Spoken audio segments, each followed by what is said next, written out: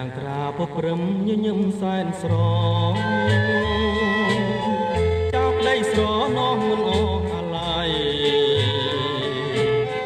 បងខំស្រឡាញ់ស្ទើរខ្សែ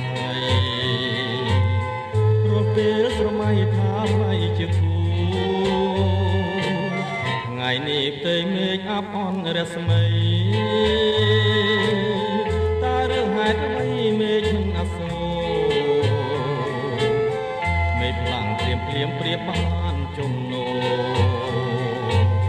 ទ្រូងអើយពេញពោដោយក្តីខ្លោចផ្សា